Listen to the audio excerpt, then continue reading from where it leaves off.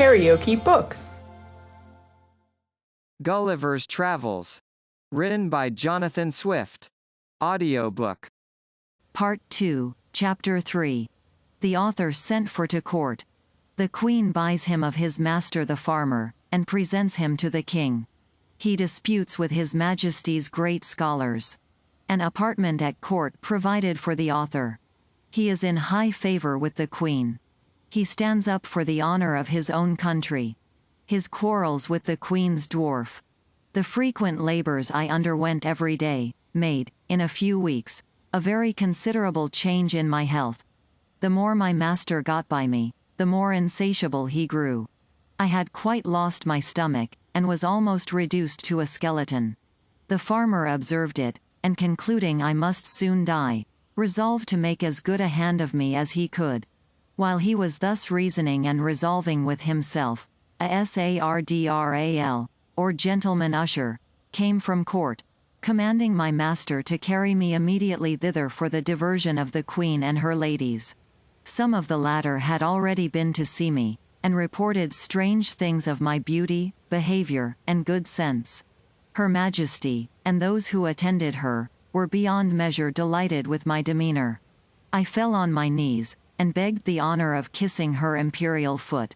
But this gracious princess held out her little finger towards me, after I was set on the table, which I embraced in both my arms, and put the tip of it with the utmost respect to my lip.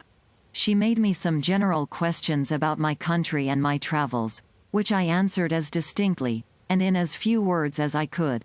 She asked, whether I could be content to live at court? I bowed down to the board of the table, and humbly answered, that I was my master's slave. But, if I were at my own disposal, I should be proud to devote my life to Her Majesty's service. She then asked my master, whether he was willing to sell me at a good price? He, who apprehended I could not live a month, was ready enough to part with me, and demanded 1,000 pieces of gold, which were ordered him on the spot, each piece being about the bigness of 800 moidores, but allowing for the proportion of all things between that country and Europe, and the high price of gold among them, was hardly so great a sum as 1,000 guineas would be in England.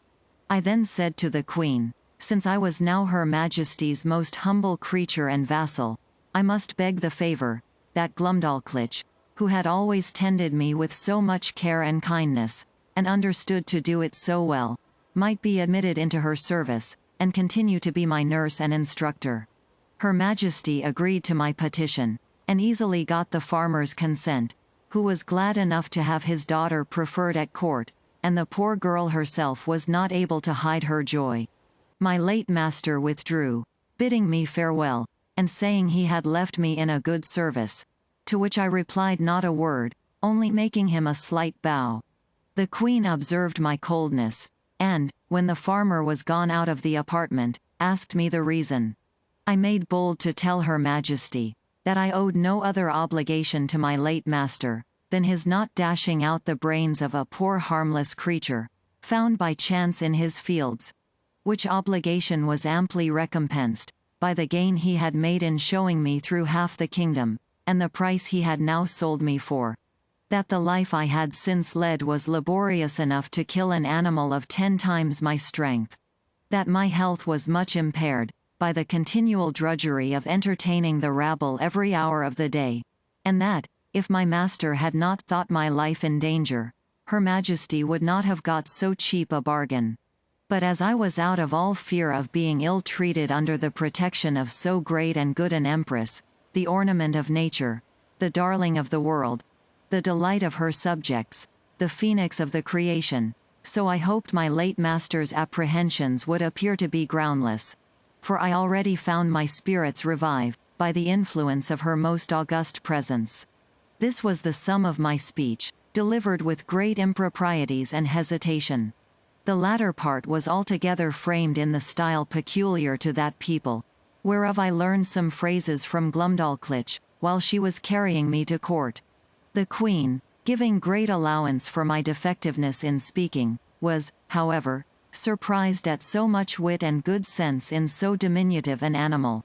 She took me in her own hand, and carried me to the king, who was then retired to his cabinet. His Majesty, a prince of much gravity and austere countenance, not well observing my shape at first view, asked the Queen after a cold manner, how long it was since she grew fond of a splacnuck.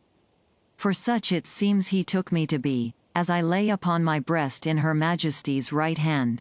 But this princess, who has an infinite deal of wit and humour, set me gently on my feet upon the scrutoire, and commanded me to give His Majesty an account of myself, which I did in a very few words, and Glumdalclitch, who attended at the cabinet door, and could not endure I should be out of her sight, being admitted, confirmed all that had passed from my arrival at her father's house.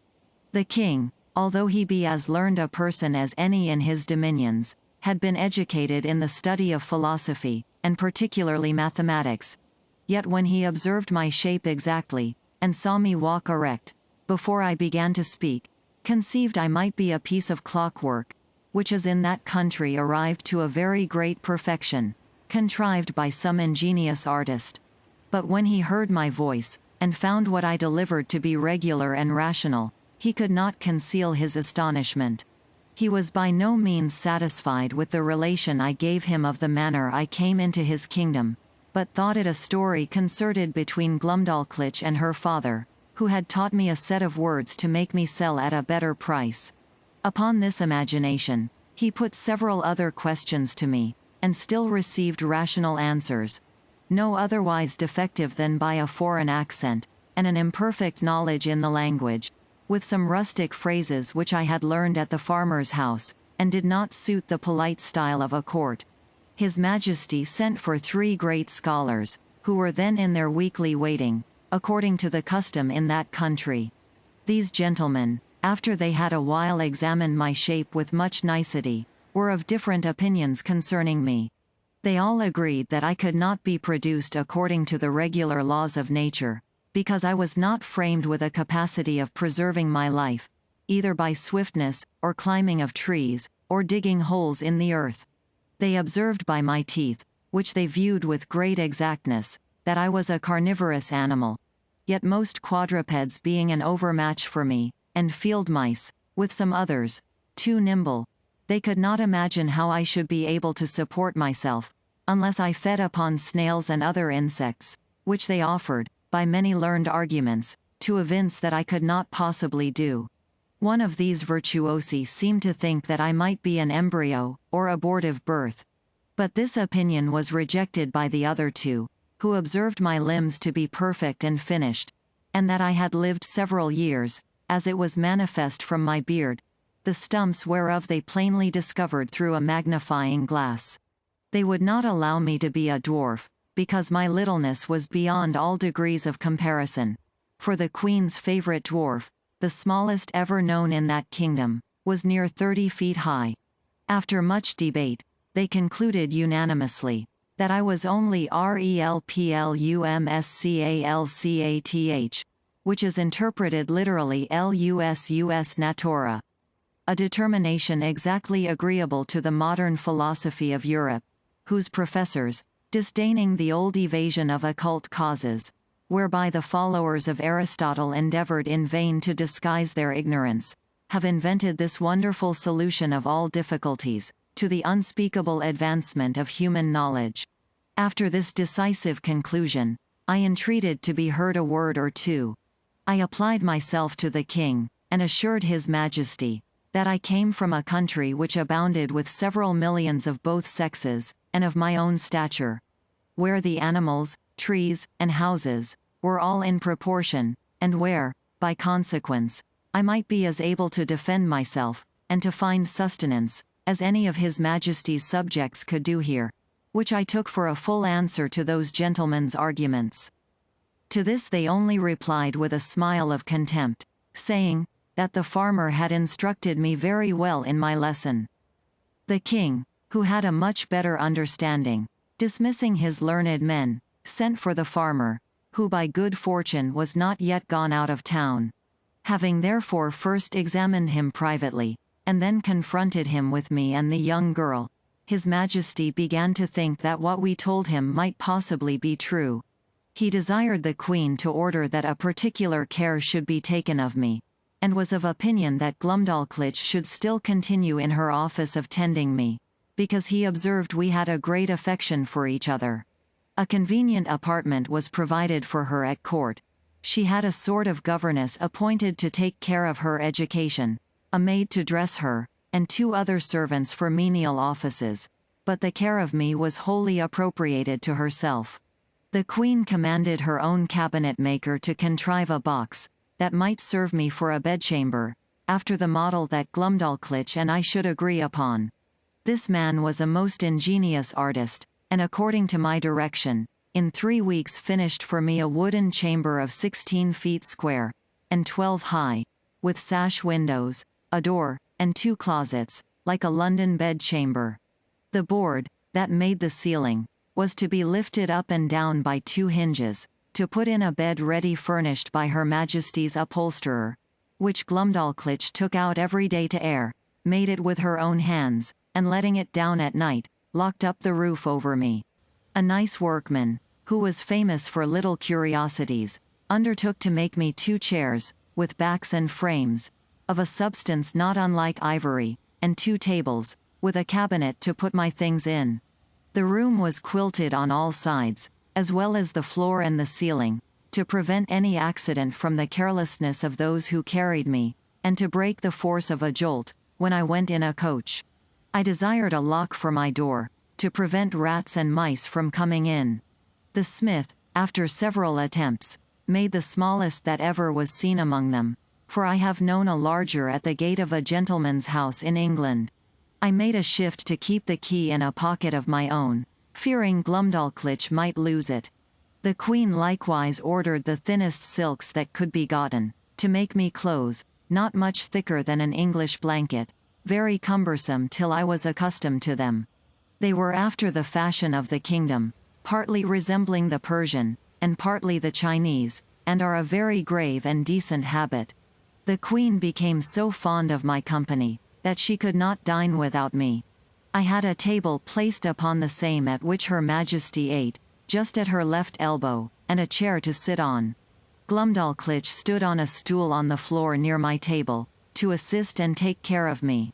I had an entire set of silver dishes and plates, and other necessaries, which, in proportion to those of the Queen, were not much bigger than what I have seen in a London toy shop for the furniture of a baby house.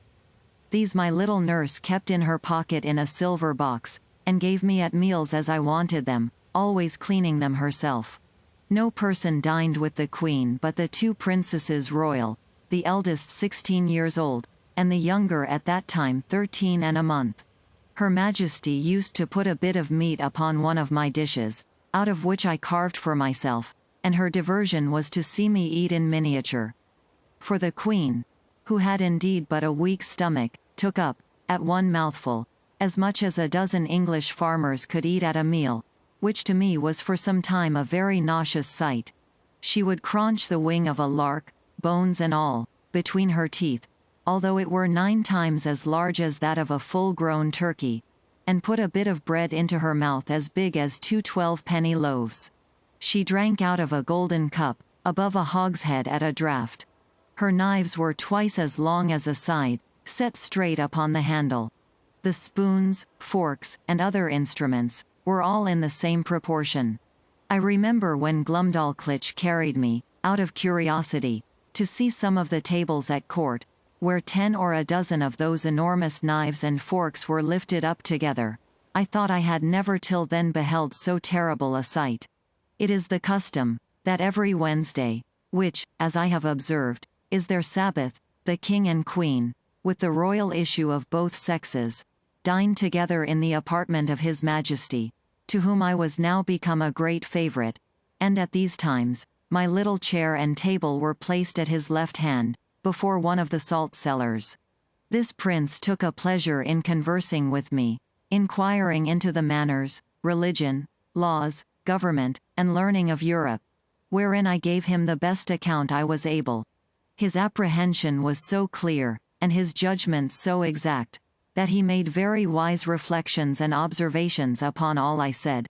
But I confess that, after I had been a little too copious in talking of my own beloved country, of our trade and wars by sea and land, of our schisms in religion, and parties in the state, the prejudices of his education prevailed so far, that he could not forbear taking me up in his right hand, and stroking me gently with the other, after a hearty fit of laughing, asked me, whether I was a Whig or Tory.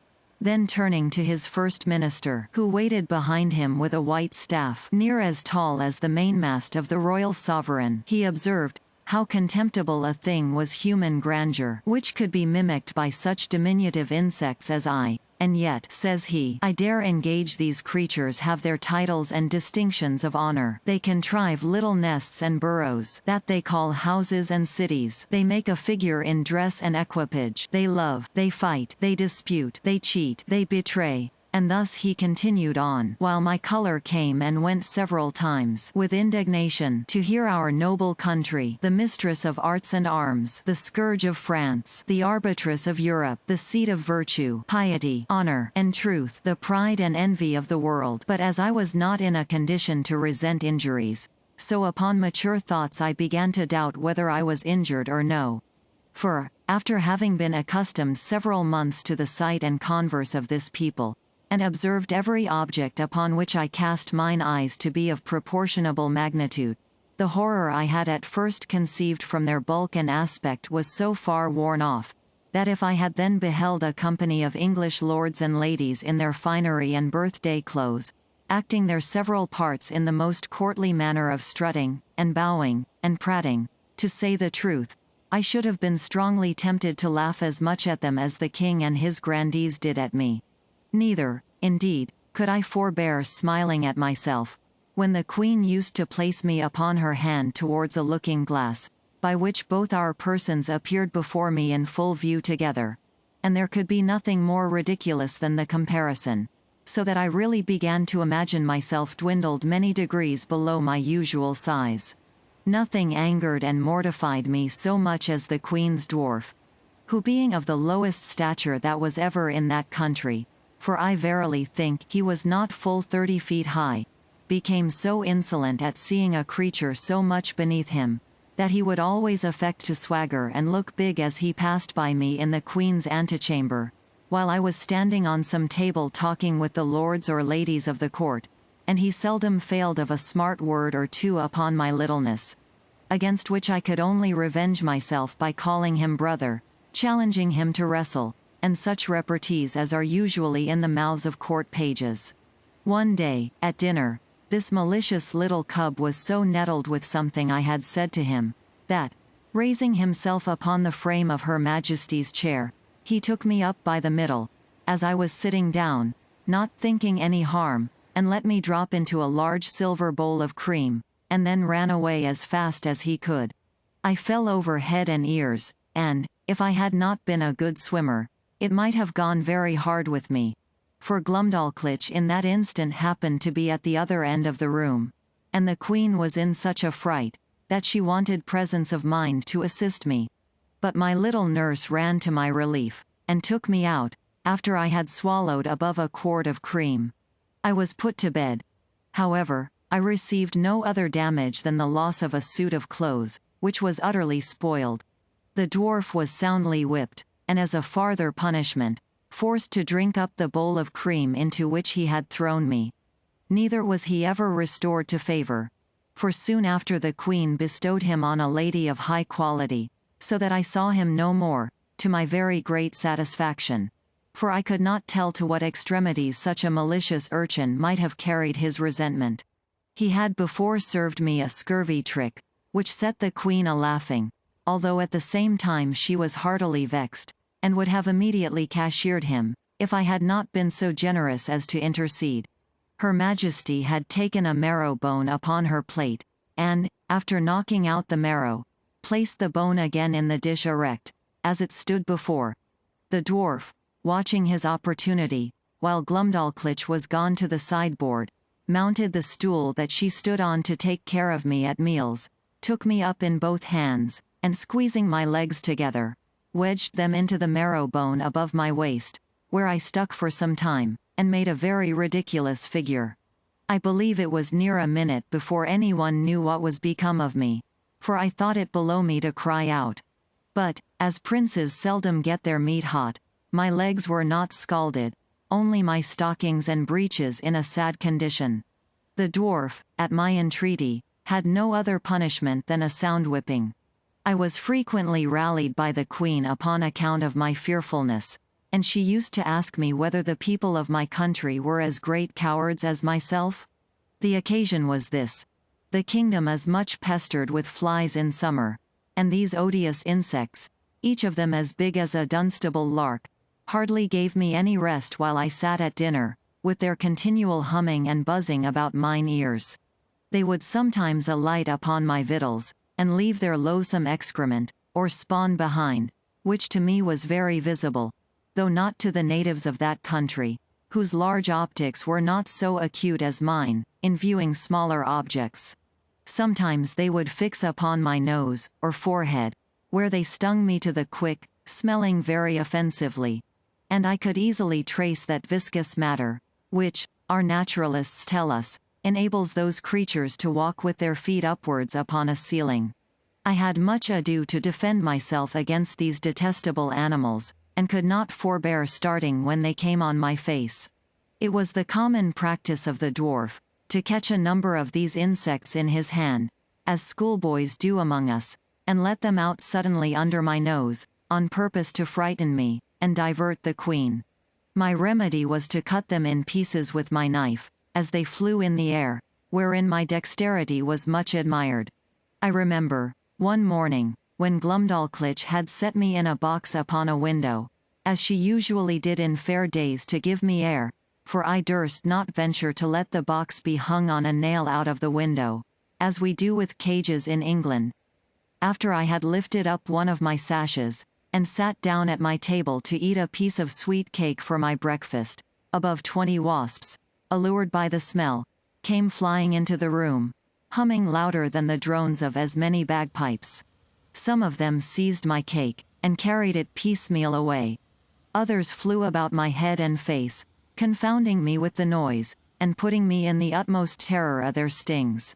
However, I had the courage to rise and draw my hanger, and attack them in the air. I dispatched 4 of them, but the rest got away, and I presently shut my window. These insects were as large as partridges.